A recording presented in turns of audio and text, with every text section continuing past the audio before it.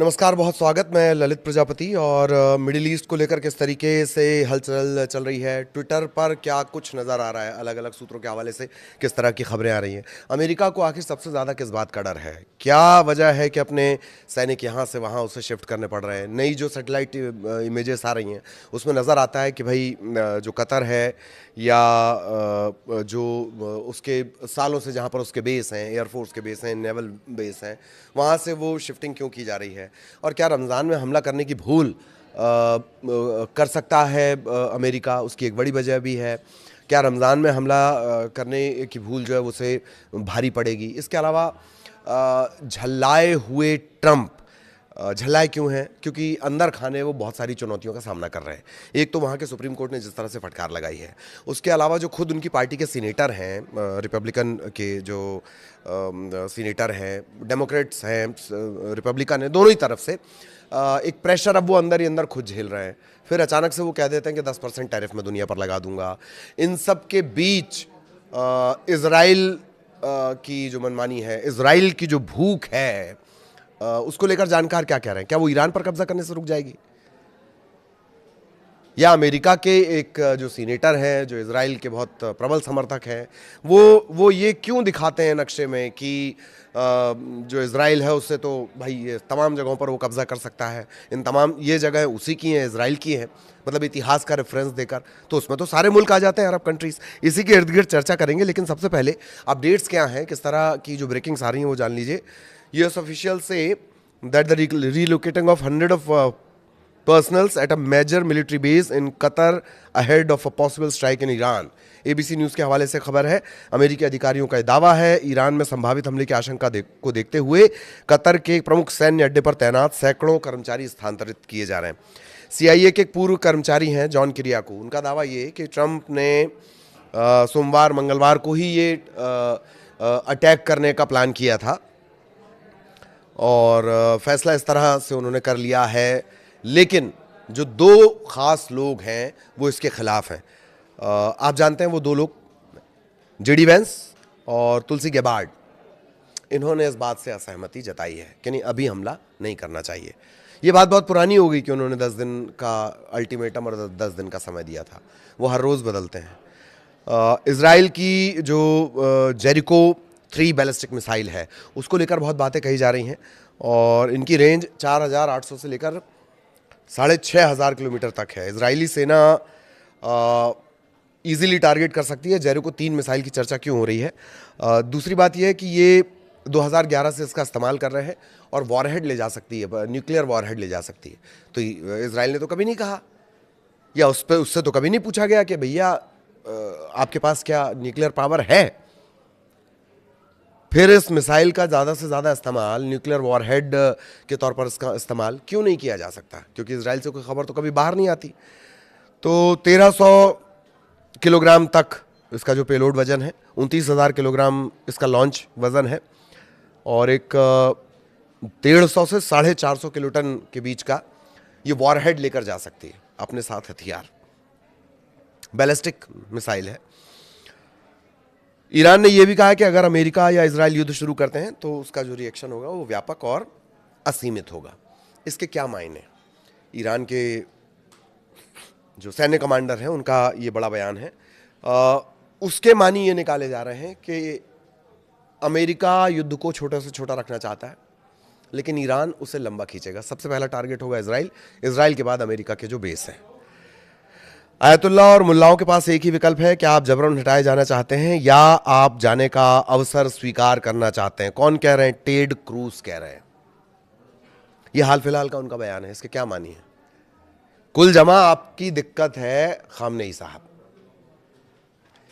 क्योंकि बीच में ये बात भी आई थी ना कि एक सीमित टारगेटेड ऑपरेशन किया जाए और खामेनेई और उनके बेटे को इसमें ख़त्म कर दिया जाए।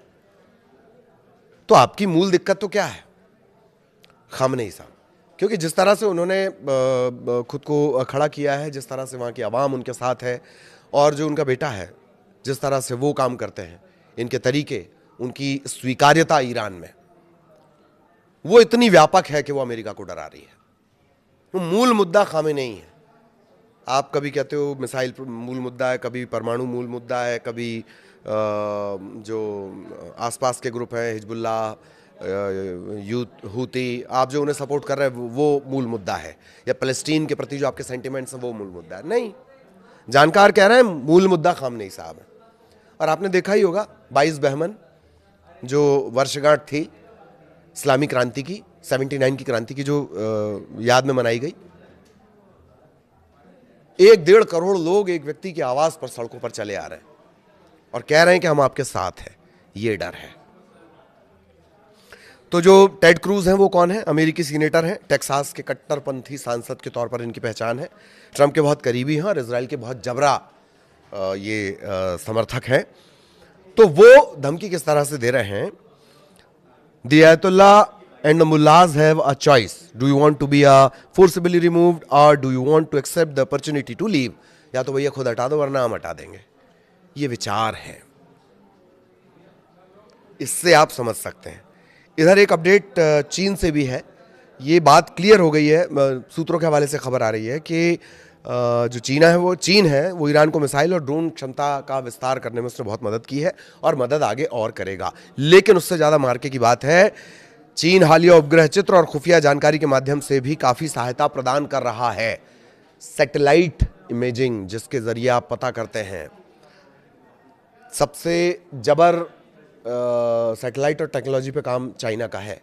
अगर वो इनपुट प्रोवाइड करेगा तो वो ईरान को बहुत मदद करेंगे, बहुत ज़्यादा मदद करेंगे। मात्र इतनी ही मदद अगर उसने कर दी तो मदद तो और भी बातें निकलकर सामने आ रही कि और मदद की जाएगी चाइना की तरफ से। लेकिन अगर ये इनपुट ही, खुफिया जानकारी ही चाइना को मिल गई, ईरान को मिल गई, चाइना ने उसके लिए जुटा दी या शेयर कर दी, शेयर नहीं करता है चाइना, लेकिन अगर यही शेयर कर दी तो भी ये युद्ध को एक तरफा होने की पूरी संभावनाएं खत्म कर देंगे।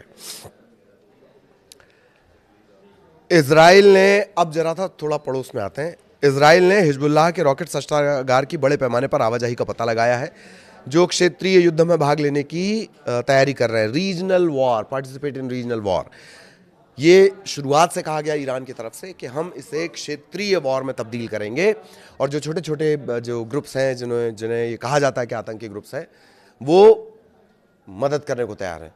तो हिजबुल्लाह क्या असर डालेगा? हिजबुल्लाह की स्ट्रेंथ देख लीजिए आप। लेबनान स्थित शक्तिशाली ईरान समर्थित शिया सैन्य और राजनीतिक संगठन है, दुनिया के सबसे मजबूत गैर सरकारी सेनाओं में से एक। इसके पास लगभग 20,000 से 50,000 लड़ाके हैं। मैं सिर्फ लड़ाके बता रहा हूँ। और लेबनान की सेना से ज़्यादा ताकतवर ये है।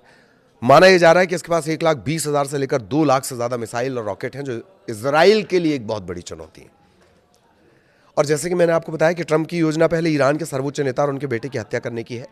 ये अभी भी इससे इनकार नहीं किया जा सकता लिमिटेड स्ट्राइक के मामले में। खबर यह भी है कि जो दर्जनों अमेरिकी F-35 लड़ाकू विमान हैं, वो कई ईंधन भरने वाले विमानों के साथ ग्रीस में नेटो के एक हवाई अड्डे पर पहुंच गए हैं। और ईरान ने इस्फहान में S-400 की एक प्रणाली तैयार कर दी है, अल हदत। ये S-400 क्या बला है? S-400 वही बला है जिसने ऑपरेशन सिंदूर में जो पाकिस्तान के तरफ से जो हमले हुए थे उससे बिल्कुल उसका कोई असर नहीं पड़ने दिया भारत पे।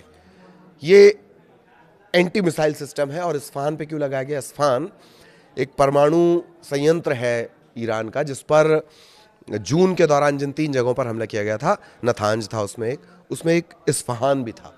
तो वहाँ पर अभी एक सिस्टम लगा दिया गया है।